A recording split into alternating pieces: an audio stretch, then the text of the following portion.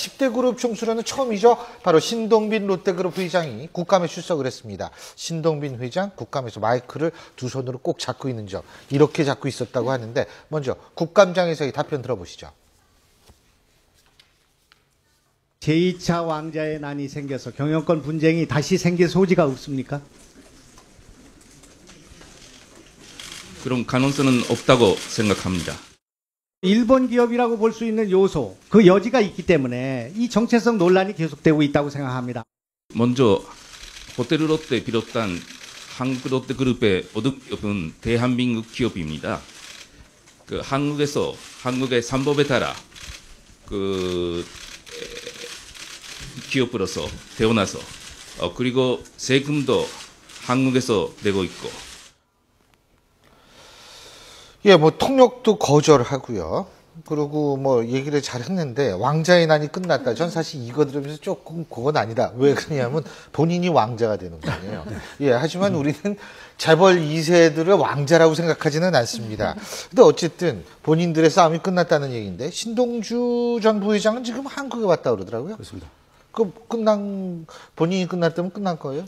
표면적으로는 이제 끝난 걸로 보이지만은 지금은 이제 신동빈 어머니 시키미스 히스코 여사가 지난번에 들어와서 이 문제가 일단은 잠복이 되었거든요.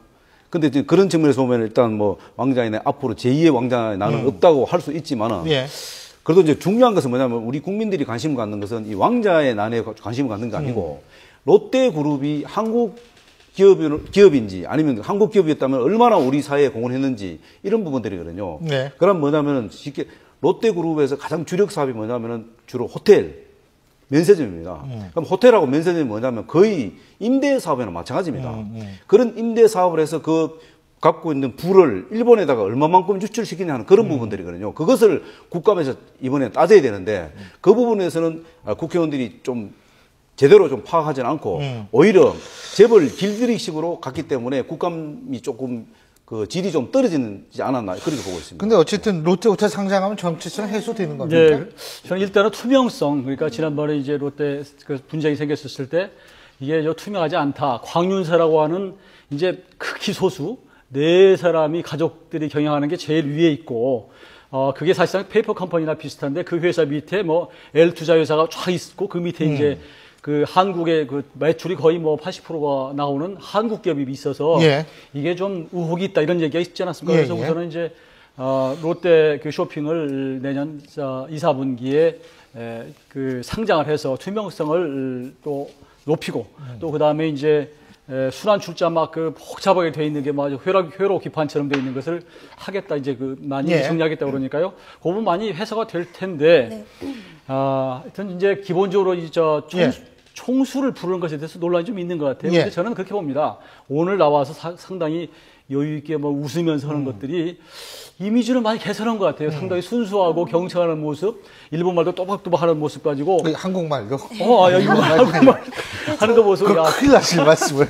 그래서 오히려 올해 이제 면세점이 새로 이제 연말에 세승이 하는데 오히려 저는 상당히 덕을 봤다. 저는 그렇게 봅니다. 최 변호사님. 네, 저도 사실은 이 국감에 이번에 나온 게 오히려 신동빈 회장한테는 더 득이 되지 않았나 싶습니다. 그러니까 예상을 했을 때도 나와서 우리는 순환출자의 이런 재무구조의 투명성을 보여줄 거고 그리고 우리는 한국 기업이라는 얘기를 할 거라는 거 우리 모두 알았어요. 근데 과연 한국말을 어느 정도 할까도 굉장히 관심이 집중 대상이었는데 통역까지 거절했습니다. 그리고 약간 발음이 어눌하긴 하지만 그래도 말을 직접 본인이 어느 정도 잘 하셨어요. 그리고 상장을 하겠다고 얘기했더니 바로 국회의원이 뭐라고 지적했냐면 지금 상장을 하면 지분을 분환산을 해야 됩니다. 상장을 할 때. 근데 그럼 어차피 그것은 다 일본 기업이 가져가는 게 아니냐. 그럼 과연 그게 우리나라 기업이냐라고 했더니 준비를 하셨더라고요. 우리는 예전에 구주를 매출하지 않겠다. 우리는 신주 발행으로 하겠다. 그럼 그것은 일본으로 가는 게 아니다. 그러니까 모두 다 굉장히 투명하게 대답을 하시더라고요. 듣는 사람 입장에서 봤을 때 그럴 수도 있구나.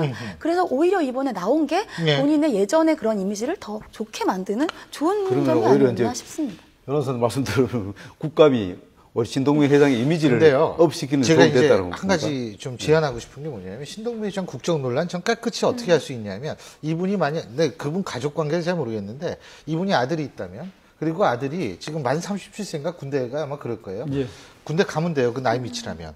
그러면 어떤 국민도 거기에 대해서 국정 문제 가지고는 얘기하지 않을 겁니다. 한번 가족이 있으시다면 참고해 주시기 바라겠고요.